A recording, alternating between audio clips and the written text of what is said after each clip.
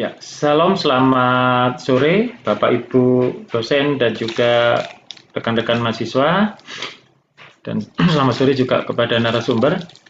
Sebelum kita mulai untuk acara webinar kita, mari kita berdoa terlebih dahulu. Oleh karena itu saya minta tolong dengan hormat Bu Indah pimpin dalam doa Ibu. Baik, mari kita satu di dalam doa. Bapa kami yang di surga, sungguh kami bersyukur kepadamu pada sore hari ini. Terima kasih untuk pertolongan Tuhan. Kalau pada sore hari ini kami boleh bersama-sama ada di media Zoom ini untuk mengikuti webinar. Kami berdoa Tuhan supaya Tuhan memberkati sehingga webinar ini akan berjalan dengan lancar. Engkau memberkati segala peralatan yang kami pakai, baik itu jaringan ataupun segala sesuatu yang kami perlukan.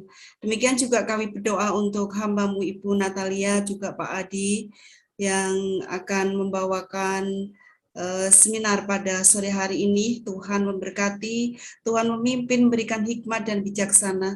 Dan kami juga berdoa untuk setiap peserta Tuhan, Engkau juga memimpin dan memberkati supaya mereka boleh join, boleh bersama-sama dengan kami mengikuti webinar ini. Terima kasih Tuhan, kami menyerahkan waktu ini dalam tangan kuasa Tuhan. Di dalam nama Tuhan Yesus kami mengucap syukur dan berdoa. Amin. Terima kasih Pak. Ya, Bu Indah, untuk kata sambutan kita taruh di depan atau di belakang, Bu ya?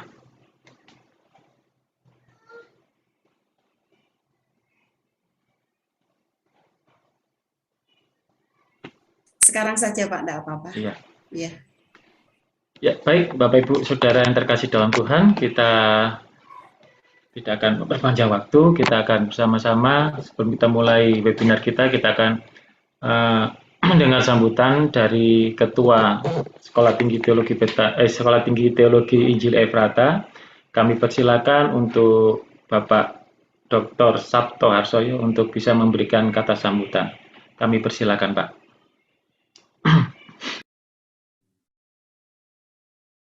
Ya, terima kasih kesempatannya Pak Adi. Baik, pertama-tama atas nama Sekolah Tinggi Teologi Injil Efrata, kami mengucapkan selamat datang di keluarga ST Efrata dan terima kasih sebesar-besarnya untuk kesediaan Ibu Natalia Sulistyo Firman, MC. Ya, kami yakin dan percaya seminar hari ini akan sangat memberkati kita, bukan hanya kepada mahasiswa PAK, tapi juga ST Efrata sebagai lembaga. Karena tema ini ialah dampak pembelajaran online bagi peserta didik terhadap perubahan perilaku dan cara mengatasinya. Ini adalah problem real dan problem yang mengejutkan bagi ST Efrata, karena kita lembaga pendidikan teologi ST Efrata itu, Bu, memang kita tetap memakai pola tradisional ya. Dalam bahasa Jawa itu ada istilahnya antrik itu ya, di mana mahasiswa dan dosen itu hidup di asrama dan mereka sharing of life bersama. Dengan begitu diharapkan memang proses pembelajaran itu bisa terjadi secara utuh, baik knowledge ya, pengetahuan maupun pembentukan karakter bersama. Staff juga dibentuk, mahasiswa juga dibentuk. Namun dalam situasi seperti ini memang kita menghadapi situasi yang betul-betul mengharuskan kita melakukan sebuah penyesuaian, tapi penyesuaian itu adalah perubahan yang sangat mendasar, yang betul-betul itu langsung berkaitan dengan idealisme kita ya dalam melaksanakan proses pendidikan, di mana idealnya memang semakin banyak staf dan juga mahasiswa hidup di dalam asrama menjadi sebuah keluarga besar, yaitu tadi ya sharing of life dari segi pengetahuan maupun kehidupan. Itulah sebabnya situasi ini, dan saya kira tema hari ini pasti akan memberikan banyak sekali masukan bagi kita dan juga masukan dalam pengertian menolong kita untuk mampu berpikir ke depan bagaimana bisa studi pendidikan di ST Efrata itu lebih kreatif, lebih inovatif, tapi juga sebisa mungkin itu bisa mengatasi masalah-masalah problem dasariah dari pembentukan mahasiswa, khususnya berkaitan dengan pembentukan karakter, begitu ya. Sekali lagi selamat datang kepada Ibu Natalia. Terima kasih banyak untuk kesediaan waktunya. Kiranya Tuhan Yesus akan memberkati Ibu dan juga sepanjang perjalanan seminar kita, webinar kita pada sore hari. Terima kasih, Tuhan Yesus memberkati. Saya serahkan kembali kepada Bapak Adi. Terima kasih. Ya, terima kasih Bapak Sabto untuk sambutannya. Ya, Bapak Ibu dan saudara sekalian, pada sore hari ini kita sangat bersyukur sekali kita diberikan kesempatan untuk bisa bersama-sama mengikuti webinar, di mana webinar ini sangat kalau bagi saya itu sangat menarik ya, karena ini menjadi sebuah permasalahan yang saat ini sedang dialami dan bahkan ini menjadi sebuah ketakutan yang dirasakan oleh banyak para pendidik tentunya, apalagi para orang tua. Oleh karena itu kita akan bersama-sama mengikuti webinar kita dengan judul dampak pembelajaran online bagi peserta didik terhadap perubahan perilaku dan cara mengatasinya. Oleh karena itu kita akan diberikan pengetahuan dan pencerahan oleh narasumber kita, yaitu yang akan disampaikan oleh Ibu Natalia Sulistyo Firman, MC. Beliau adalah seorang psikolog. Tapi sebelum kita meminta Bu Natali untuk menyampaikan materi, kita akan bersama-sama mengenal siapakah beliau ini. Saya akan membacakan CV-nya. Saya tidak akan membacakan semuanya ya Bapak Ibu, karena pengalaman beliau cukup luar biasa. Di sini saya lihat pengalaman sangat banyak sekali. Saya hanya membacakan beberapa saja. Beliau ini lulusan dari Universitas Hang Tuah untuk program sarjana psikologi mulai dari tahun 2003 sampai 2008, dan kemudian beliau melanjutkan program pasca sarjana mengambil jurusan yang sama sebidang, yaitu jurusannya Magister Profesi Psikologi. Beliau mengambil di Universitas Airlangga Surabaya pada tahun 2008 sampai 2010. Sedangkan beliau sekarang juga bekerja atau sedang melayani di salah satu sekolah SMA Kristen yang ada di Surabaya, yaitu di SMA Gloria Surabaya sebagai konselor.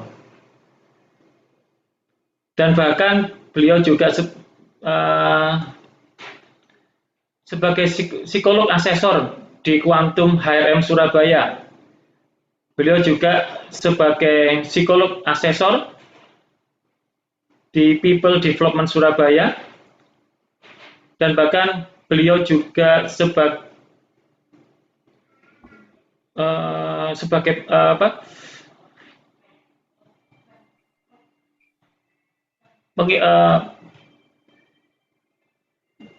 melayani juga di Conquera Education Surabaya, lembaga psikologi, pelatihan dan juga pengembangan komunitas bagi para pendidik.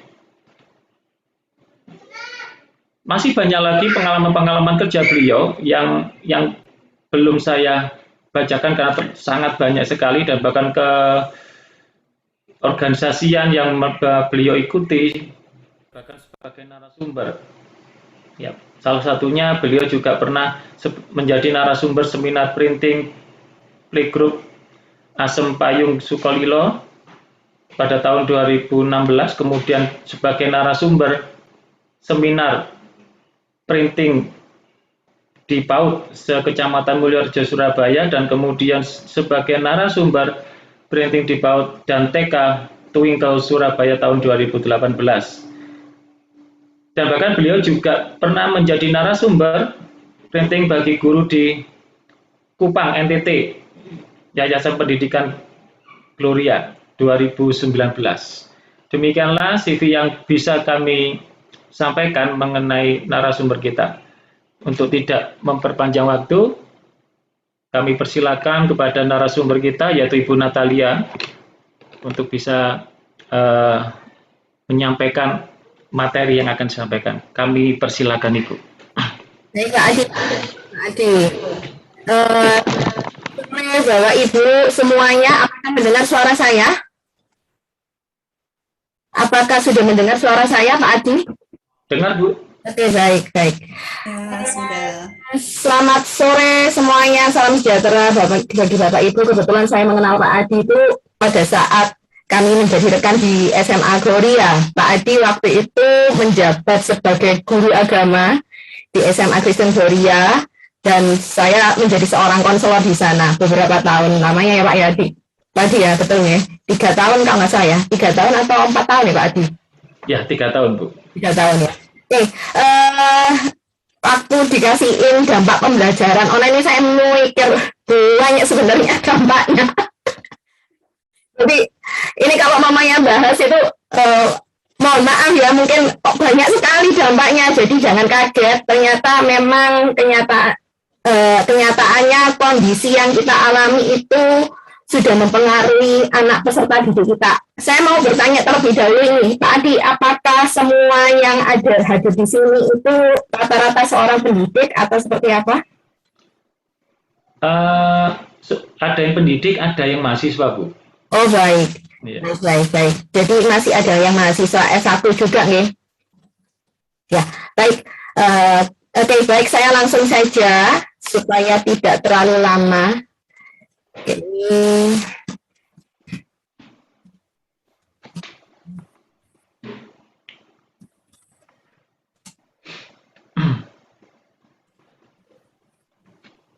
Ini apakah sudah kelihatan Bapak Ibu? Share screen saya. Sudah, Bu. Baik. Oke, jadi hari ini kita akan belajar bersama tentang dampak pembelajaran online bagi peserta didik terhadap perubahan perilaku dan cara mengatasinya. Ya, masalah ini terjadi saat ini itu hampir semua orang mengalami, semua sekolah, semua lembaga mengalami. Mereka juga tanya-tanya apa yang harus kami lakukan. Beberapa sudah mencoba untuk melakukan mitigasi yang penting, yang diperlukan untuk tidak terjadi permasalahan-permasalahan tersebut. Baik, kita langsung saja. Jadi kalau kita tahu bahwa memang pembelajaran online ini nggak lepas dari kondisi COVID. Jadi COVID itu sudah mempengaruhi banyak hal, mulai dari pendidikan, kesehatan, sosial politik, dan dan ekonomi ya Bapak Ibu ya. Nah semuanya ini sudah jadi satu kesatuan sekali. Pada saat itu saya ada di dalam proses hal itu juga. Jadi bisnis saya pun konsultasi saya itu juga mengalami perubahan. Jadi mulainya berawalnya dari offline, mau nggak mau kami harus mengubah diri ke online. Nah kondisinya pun tidak jauh beda. Karena kalau kami ini di lembaga pendidikan kami ini mengajari orang-orang yang misalnya rata-rata pendidik. Kok nggak ada jauh beda? Sama dengan seorang anak-anak yang kami didik juga itu kadang-kadang ada beberapa hal-hal yang saya kami juga agak miris dengan kondisi-kondisi tersebut.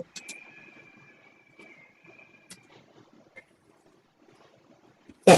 Dampak COVID udah jelas. Yang pertama adalah penutupan ya. UNESCO 2019 91 populasi di seluruh dunia terkena dampak penutupan.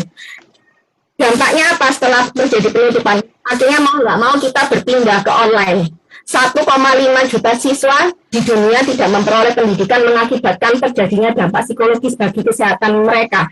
Jadi nanti kita akan belajar kesehatan psikologisnya apa sih permasalahannya yang terbesar. Lalu perubahan dalam aktivitas rutin, kurangnya aktivitas di luar, dan terdampak pola tidur dan pembatasan sosial yang berdampak pada kesehatan mental siswa.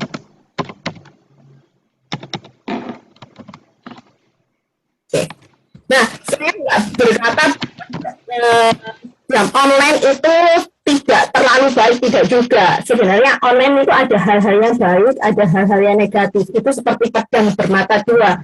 Jadi kita nggak bisa mengatakan apakah benar-benar negatif semua, tidak seperti itu.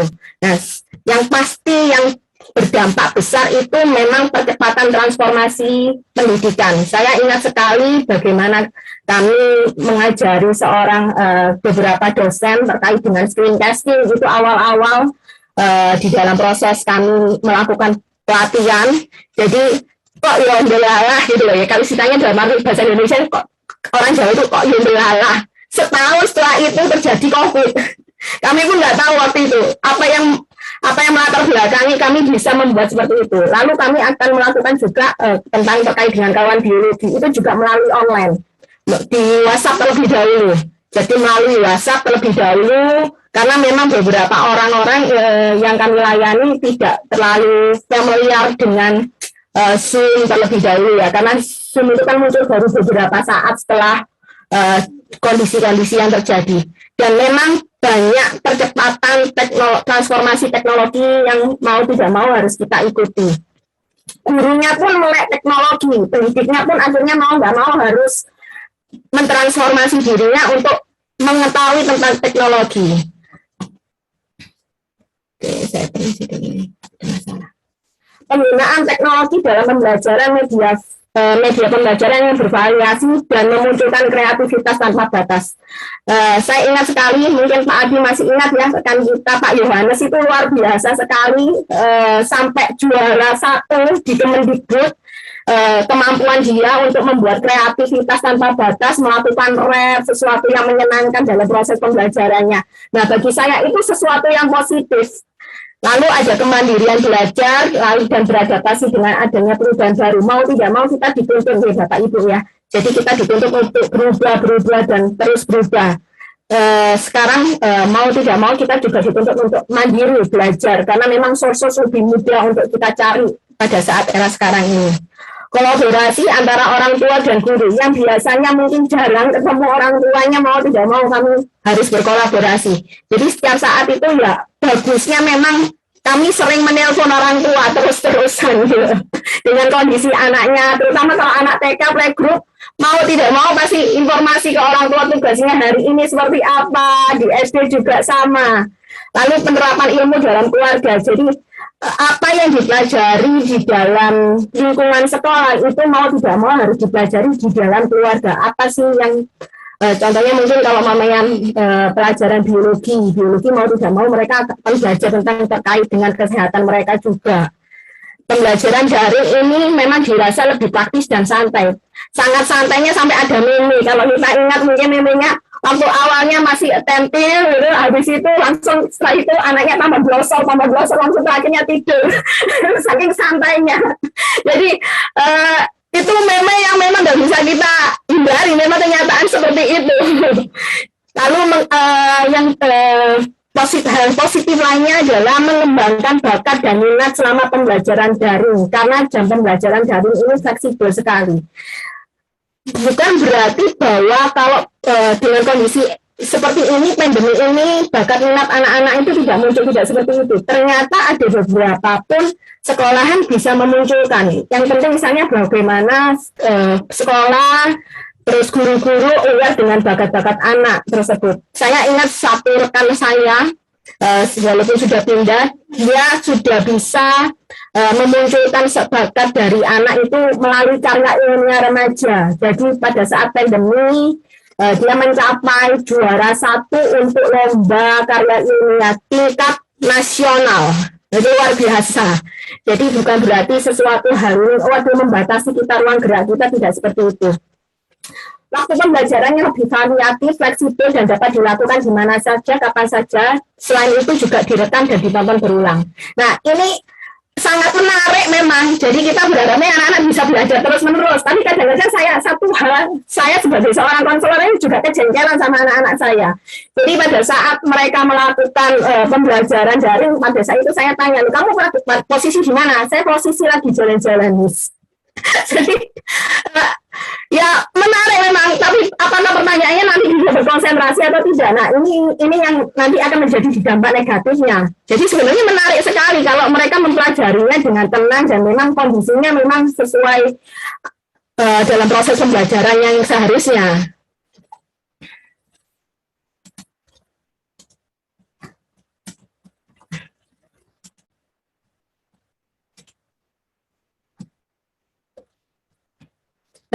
Nah, sedangkan untuk dampak negatifnya yang pasti sangat terasa bagi kami itu loss learning dan penurunan capaian belajar. Ini kelihatan sekali Bapak Ibu. Kebetulan saya ini salah satu pengurus di MGBK Kota Surabaya. Nah, jadi pada saat itu ada pertemuan MGBK Surabaya. Jadi salah satunya pembina kami itu adalah kepala sekolah dari SMA 5. Jadi beliau mengatakan kepada kami pengurus-pengurus yang pada saat di sana, saya ini bingung. Loh, kenapa bingung? Saya bingung, selama ini tidak pernah mengalami kondisi yang kami alami saat ini. Jadi ketika berada di sana, dia mengatakan bahwa ketika anak-anak sudah kembali PTM, nilai-nilainya mereka itu hancur semuanya. Bayangkan Bapak Ibu, SMA 5 itu notabene sekolah yang memiliki anak-anak berprestasi, tapi mengalami kondisi seperti itu. Dan hal yang paling sangat-sangat berubah adalah loss karakter mereka. Mereka tidak menyapa gurunya, tidak berkata hai ke kuisnya atau ke gurunya, tidak bersalaman, sopan santun juga tidak ada. Kenapa? Karena efek-efek dari hal yang terjadi. Pembatasan sosial, akhirnya mereka kurang bisa bersosialisasi dan sebagainya. Nah, yang pasti tiap di SMA 5 pun itu seringkali mereka melakukan tes dan ternyata tidak seperti bayangan. Makanya di UPBK terakhir itu SMA 5 itu mengalami penurunan. Jadi penurunan dari peringkatnya yang biasanya peringkat 5 jadi turun ke peringkat 8 kalau tidak salah. Jadi itu sesuatu hal yang membuat guru-guru ataupun pihak sekolah itu jadi shock dengan kondisi yang terjadi. Siswa kurang memahami materi pelajaran dan banyak pemberian tugas yang diberikan oleh pengajar. Nah, ini jelas ya Bapak Ibu. Jadi anak-anak sekarang ini kesulitan untuk memahami materi mereka seperti apa ya. Karena memang banyak faktor yang terjadi, akhirnya mereka tidak bisa berkonsentrasi dan fokus. Semangat dan motivasi belajar mereka kurang. Nah, ini saya alami sekali, karena banyak anak didik saya itu mengalami hal tersebut. Pada saat normal aja sudah seperti itu. Nah, ketika kondisi tidak normal, ternyata tambah semakin banyak. Semakin banyak yang mengalami hal tersebut. Yang mestinya notabene mereka bisa mandiri, ternyata mereka tidak bisa mandiri sama sekali, harus diingatkan. Kurang adanya interaksi tatap muka karena keterbatasan sarana dan waktu. Nah, ini mungkin yang perlu kita pertanyakan juga kepada anak didik kita seperti apa kondisinya, jaringankah apa seperti apa. Nah, ini harus kita tanyakan. Hanya belajar ketika diberikan tugas. Nah, banyak anak didik kita mungkin mereka ketika belajar, mereka nggak sempat mengerjakan sesuatu karena diminta orang tuanya harus melakukan tugas mereka juga. Kadang membantu orang tua. Nah, aku di rumah ngapain aja? Ya, bantu orang tua, terus. Berarti nggak ada sempat waktu untuk belajar. Saya harus bantu orang tua, adik saya, dan semuanya. Nah, ini sesuatu hal yang kondisi yang miris. Banyak bermain game. Nah, memang sekarang ini yang kalau kita ketahui karena memang semuanya itu melalui daring, secara nggak disadari, anak-anak itu buat anak-anak yang suka bermain game itu tambah semakin bukan hanya bermain game, tambah semakin kecanduan. Jadi sampai ada beberapa anak kami itu sudah mengalami masalah kecanduan games itu sudah lebih banyak dibandingkan yang biasa pada saat kondisi offline. Mereka cenderung bermalas-malasan dalam mengerjakan tugas dan terlihat ketika mengerjakan tugas tidak sesuai dengan waktu. Nah, ini banyak Bapak Ibu. Jadi kami ini mengalami permasalahan-permasalahan terkait dengan pengumpulan tugas. Jadi timingnya kapan, tetapi tidak mengerjakan sesuai timingnya. Jadi saya ini paling sering untuk nagih, bagian penagih. Jadi kayak debt collector tugas. Kamu kenapa hari ini tidak mengerjakan tugas? Apa yang kamu lakukan? Jadi tiap hari saya harus ngecekin mereka tugas-tugas mereka apa ke guru-gurunya seperti itu. Jadi lalu setelah itu membuat tugas tidak sesuai perintah. Ini banyak sekali. Jadi yang kita minta apa, jadi mereka tidak mengerjakan apa yang kita perintahkan. Dan ancaman putus sekolah ini sering terjadi. Lalu apa lagi? Nah, mereka akan mengalami cemas, gangguan tidur, mudah marah, bosan, jenuh, dan lelah. Ini hal-hal psikologis yang akan dialami anak didik kita pada saat pembelajaran online. Jadi mereka kecemasan dengan banyak hal, dengan mulai COVID, dengan kekhawatiran dengan masalah mereka nanti mungkin berdampak dengan keluarga mereka dan semuanya, ditambah lagi dengan beberapa tugas, nanti bagaimana harus menyelesaikannya, banyak hal. Gangguan tidur juga. Nah, kenapa gangguan tidur? Karena biasanya mereka sudah ada waktu-waktu yang sudah terformat, ya terorganize dengan baik, tapi mau tidak mau mereka tidak bisa membagi waktunya.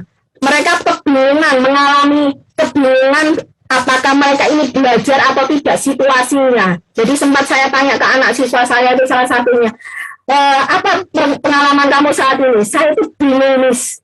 Karena ruang belajar saya itu ya ruang sekolah saya, ruang tidur saya. Jadi ya akhirnya ya seperti itu. Jadi mereka pada saat mereka waktunya belajar, mereka malah tidur. Pada saat mereka waktunya tidur, mereka malah mereka bermain game. Jadi seperti itu. Loss karakter karena anak kurang sosialisasi dan sulit berinteraksi dengan orang lain. Nah, ini yang seperti saya katakan tadi, Bapak Ibu, pada saat anak SMA 5. Dan itu pun saya alami ketika saya memanggil seorang siswa saya untuk ke sekolah untuk menyelesaikan tugas-tugasnya. Mereka tidak melakukan tegur sapa, biasanya selalu terima kasih atau seperti apa. Tidak seperti itu, langsung tiba-tiba keluar. Tanpa ada satu sisi kayak perilaku autistik, jadi autisme gitu. Cara nggak bisa jadi, walaupun mereka tidak mengalami permasalahan tersebut, tidak mengalami diagnosa sebagai seorang anak autis. Lalu siswa kurang memahami materi pelajaran, banyak pemberian tugas, hampir sama. Perubahan pola tidur, pola makan, nah banyak yang Bapak Ibu yang mengalami obesitas juga karena kondisi ini. Mungkin anak-anak yang tipikal bukan orang yang suka bergerak, akhirnya berubah pola makannya semuanya. Kurang fokus dan konsentrasi, nah ini sudah jadi sesuatu yang seringkali kita alami gitu untuk anak-anak. Nah kurang fokusnya bisa mengalami masalah gangguan jaringan dan semuanya itu. Jadi akhirnya mau belajar itu tidak nyaman karena melihat kondisi yang seperti mereka alami. Suka membantah orang tua, nah kurang kooperatif, dan terakhir itu berpotensi mengalami kekerasan rumah yang tidak terdeteksi di sekolah. Jadi seperti itu. Ya cukup miris memang dengan dampak pembelajaran online seperti ini. Nah ini yang kemarin saya sempat sampaikan ke Pak Adi itu cukup berbeda lagi ya. Ini ada satu hal yang memang saya tambahkan juga terkait dengan executive function. Nah, executive function itu apa? Jadi, executive function itu adalah salah satu bagian di dalam otak kita yang memang harusnya distimulus. Jadi, kalau kita pahami bahwa Golden Age itu kan usia 3 tahunan, 3 tahun, 0 sampai 3 tahun, 0-3 tahun sampai usia anak-anak TK, itu kan mengalami perubahan misalnya masa-masa keemasan, di mana harusnya distimulasi dan semuanya. Nah, executive function itu pada anak-anak yang TK itu harusnya mereka harus belajar pada terkait dengan impulse control, working memory, sama bagian flexibility control. Nah, ini yang tidak terjadi ketika pada saat pembelajaran online. Nah, ini masa-masa ini yang hilang. Kenapa kok akhirnya banyak permasalahan-permasalahan yang negatif yang saya sebutkan tadi? Karena memang stimulusnya di awal ini yang tidak optimal. Tidak teroptimalkan. Jadi kalau umpamanya ada mungkin orang tua misalnya, kita mengalami kebingungan organize, terus bingung untuk memprioritaskan, membuat perencanaan pada masa-masa sekarang, berarti ada tugas-tugas perkembangan yang hilang pada masa usia-usia di dalam proses golden age-nya. Itu yang hilang.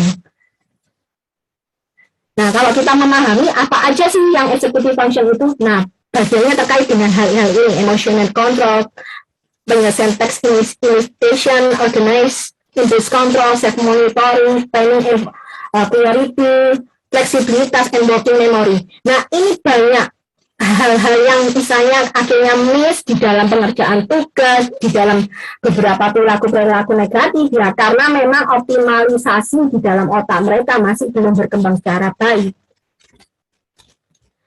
Jadi tidak harus didiagnosa sebagai anak yang berkebutuhan khusus, tetapi kita sendiri pun harus menyadari bahwa ada function-function kita yang kadang-kadang memang tidak bisa berkembang optimal karena ya memang ada permasalahan tersebut. Tapi kalau mamanya untuk orang tua mungkin sangat kadang-kadang masalah working memory itu hal simpel gitu. Tapi kan ada beberapa cara, pola-pola yang harusnya dilakukan nanti. Oh, kok masalah working memory berarti kan masalah daya ingat, berarti kita mulai mencatat atau seperti apa. Nah, anak-anak pada masa sekarang tidak akan terbiasa untuk mencatat. Karena mereka akan terbiasa merekam. Dan sebenarnya dampak dari ketika mereka tidak terbiasa untuk mencatat, untuk membaca, untuk melakukan tugas-tugas yang biasanya dilakukan di pola formal, itu akhirnya sinerginya neuron-neuron yang mereka harusnya bisa berkembang itu tidak berkembang, akan mengalami misalnya kalau kota itu jadi redup listriknya. Itu yang terjadi. Baik. Lalu yang pasti hal yang paling miris adalah masalah loss learning. Loss learning itu sudah terjadi di mana-mana. Ketidakmaksimalan proses pembelajaran, jadi akhirnya tidak bisa bekerja secara maksimal. Nah, faktornya apa saja? Yang pasti kondisi sosial. Kondisi sosial ini kalau namanya misalnya dari sekolah-sekolah yang misalnya notabene mungkin ekonomi sosialnya rendah, akan kesulitan untuk mengakses pembelajaran online, tambah semakin susah. Nah, untungnya kalau mamanya di sekolah yang saya miliki ini termasuk yang sosial ekonominya cukup. Mestinya mereka tidak ada kendala. Tapi walaupun cukup pun, itu ternyata mengalami kondisi loss learning, loss character.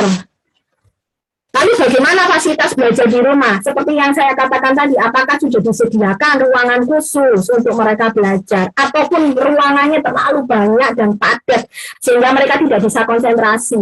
Nah, itu pun harus kita pahami. Lalu ada keterlibatan pendamping untuk anak-anak yang usia dini wajib. Keterlibatan pendamping orang tua itu wajib. Usia dini sampai SD itu wajib. Nah, SMP itu sudah harus mulai dituntut untuk kemandirian. Tapi bagaimana kalau mamanya tidak, kalau untuk anak-anak yang tidak mengalami hal tersebut, orang tuanya bekerja, susah Bapak Ibu. Mau tidak mau kita harus menyediakan salah satu guru private, nah itu biaya lagi. Apalagi kalau anaknya banyak, harus menyediakan satu-satu itu biaya lagi. Lalu kondisi fisik dan psikologis siswa seperti apa? Apakah dia mengalami permasalahan kondisi fisiknya dengan masalah mobilitasnya, mungkin dia cerebral palsy? Nah, tentu akan berpengaruh sekali. Karena seharusnya mereka untuk anak-anak yang berkebutuhan khusus itu mereka akan mengalami permasalahan sangat-sangat sangat-sangat fatal sekali ya, yang harusnya mereka distimulasi, mereka tidak ada stimulasi. Ketika offline menjadi online, mereka loss, benar-benar loss pendampingan sama sekali, stimulasi tidak ada. Lalu psikologisnya bagaimana? Apakah dia dari keluarga broken home? Apakah dia dari keluarga yang normal? Apakah dia tinggal dengan siapa? Itu perlu kita tanyakan juga. Lalu pembelajaran yang dikembangkan seperti apa di sekolah? Kalau pembelajarannya cukup berat, kalau di tempat saya ini kurikulum saja kalau untuk bahasa Inggris sampai 2 kurikulumnya. Jadi ada IELTS, terus ada Cambridge, itu mempengaruhi mau tidak mau untuk anak itu harus berpikir banyak hal. Padahal pada kondisi-kondisi sekarang ini harusnya kurikulumnya disederhanakan.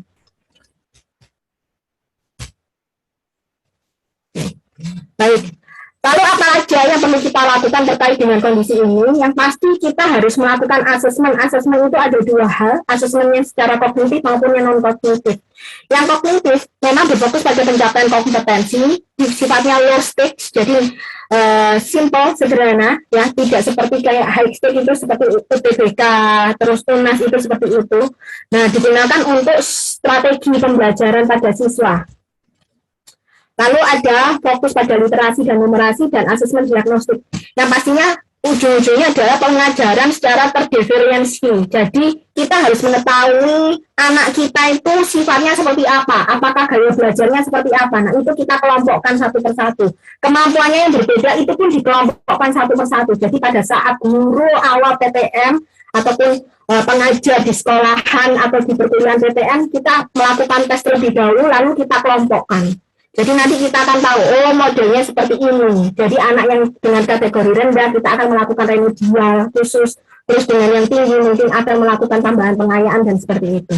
Nah, asesmen non kognitif ini diperlukan juga supaya mengetahui apa? Mengetahui tentang kondisi psikologisnya anak. Jadi apa saja yang perlu diketahui kesejahteraan psikologisnya, emosionalnya, kondisi keluarganya, dan ini harusnya dilakukan oleh konselor, terus dengan guru agama, itu harusnya fokusnya berada di asesmen-asesmen yang seperti ini, walaupun guru agama memang dibutuhkan juga untuk asesmen kognitifnya juga. Gitu. Maaf Bu Nat, saya potong sebentar. Baik. Suaranya kok agak kemerasa Bu ya? Apa bisa menggunakan headset mungkin Bu? Coba. Tidak? Iya. Coba dulu ya Pak. Oke.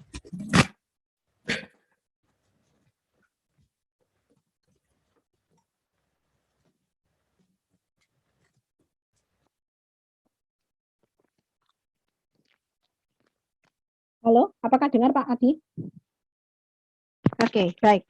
Lalu apa yang harus kita lakukan atau lembaga institusi pendidikan ini yang dilakukan? Yang pertama adalah bagaimana kita memberikan pembelajaran berbasis proyek, Bapak Ibu. Nah, ini sudah terbukti. Ketika teman saya melakukan dalam proses KIR-nya itu berbasis proyek. Jadi mereka akan belajar untuk mengembangkan dalam kehidupan sehari-hari. Lalu yang pasti guru harus memberikan tugas yang variatif, yang melibatkan siswa dengan lingkungan dan yang tidak membahayakan. Ketiga adalah melibatkan siswa dalam penyusunan program pembelajaran yang dipercepat terkait dengan krisis. Jadi kita juga harus bertanya apa sih yang kondisi yang sekarang ini.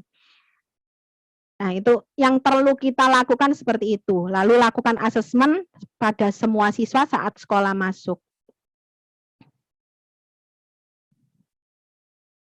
Nah, yang pasti yang tadi seperti saya katakan tadi ada asesmen low stake itu secara berskala sepanjang tahun, jadi bisa dilakukan 2 minggu.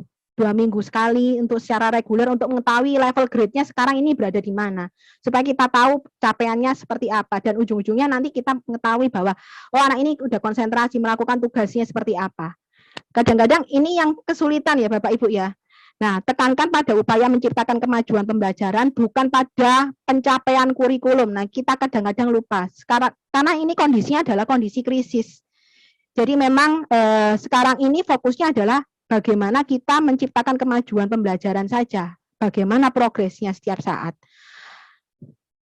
Lalu mempraktekkan diferensi pengajaran dan model tatap muka ya, campuran itu harus dilakukan juga. Nah, untuk karakter apa yang perlu kita lakukan? Yang pasti penguatan bimbingan agama, bimbingan konseling dan agama sebagai pendidikan karakter ini perlu dilakukan.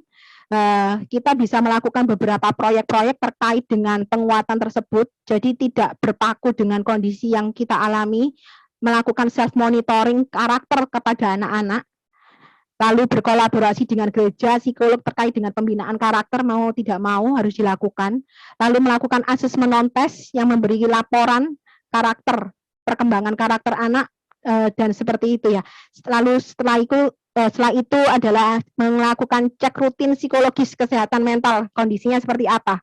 Apakah dia mengalami depresi seperti apa, itu harus dicek tiap saat. Karena nanti kalau kita tidak ketahui, kita menuntut anak tersebut, kok kamu mengalami perubahan, oh ternyata dia mengalami kekerasan rumah tangga, dari orang tuanya, dari ayahnya, nah kita salah lagi gitu. Kita sudah judgement terlebih dahulu kondisi anak. Dan terakhir adalah melakukan komunikasi aktif dengan orang tua. Nah, bagaimana dengan posisi dan peran kita sebagai orang tua? Nah, ini mungkin Bapak Ibu yang sudah menjadi orang tua, yang pasti harus memberikan rutinitas harian belajar sama seperti ketika bersekolah. Ini kadang-kadang kalau untuk orang tua yang sudah bekerja agaknya tentunya sulit ya untuk mengawasi. Nah, tapi mau tidak mau kita harus tetap melakukan tersebut Bapak Ibu. Kita bisa meminta bantuan, misalnya dengan guru les atau seperti apa. Kalau bagaimana Bu, kalau tidak ada dengan guru lesnya, ya komitmen dari orang tuanya sendiri, mau tidak mau, memang dituntut orang tua sekarang ini mau nggak mau harus berperan penting. Melakukan monitoring berkala terkait dengan pembelajaran daring, jadi harus kolaborasi dengan guru, bagaimana kondisinya, tugas-tugas anak saya seperti apa, yang belum selesai atau seperti apa. menguasai materi sekolah anak itu juga wajib. Tapi kalau mamanya tingkatannya udah dewasa mungkin tidak perlu ya. Ini diperlukan untuk anak-anak usia dini, anak SD.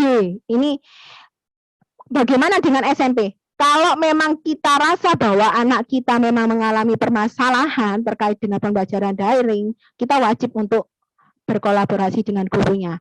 Kita tanya juga, ini materinya seperti apa, walaupun tidak semuanya harus kita kuasai.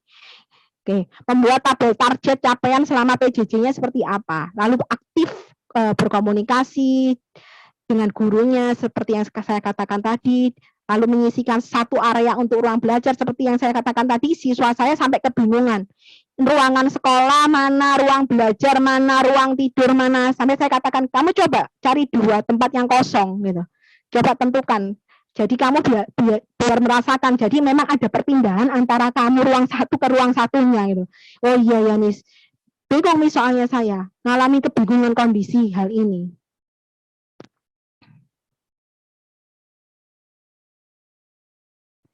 Nah, lalu apalagi yang pasti harus menghindarkan anak dari distraction. Jadi apa hal-hal yang mengganggu distractionnya apa?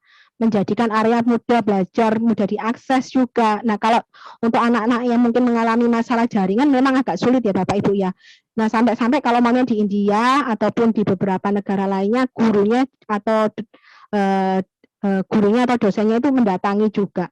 Saya kebetulan waktu itu suami saya itu mengajar pembelajaran terkait dengan dosen-dosen, terkait dengan kondisi yang dialami. Salah satu dosen dari NTT menceritakan ke kami bahwa pembelajarannya itu sangat-sangat tidak optimal. Karena kenapa? Karena memang siswa-siswanya kalau di NTT itu sulit sekali untuk mengakses internetnya semuanya, apalagi dengan kondisi itu. Jadi yang dilakukan melalui WhatsApp. WhatsApp ini jadi salah satu fasilitas yang mereka lakukan untuk melakukan pembelajaran. Nah, hal-hal yang seperti ini jadinya perlu dipikirkan gitu. Apakah bisa nggak dengan fasilitas yang lain gitu loh. Coba dipikirkan untuk platform-platform lainnya yang harus dilakukan. Mengajak teman untuk belajar bersama, lalu menunjukkan sikap positif, mengelola emosi dan sebagainya seperti saya katakan tadi. Oke, ini cukup sekian materi saya. Mungkin ada pertanyaan, Pak Adi, monggo, silakan.